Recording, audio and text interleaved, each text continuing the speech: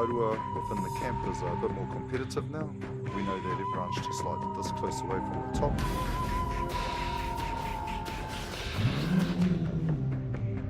I'm gonna try my best to win the challenges, and if I do get chosen to fight, then I'll just hit the mahi and just go hard.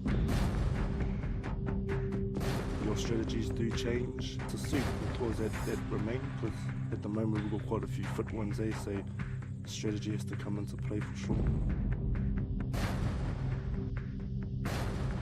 It's very simple. What I'm going to do is just fight my way out of everything, you know.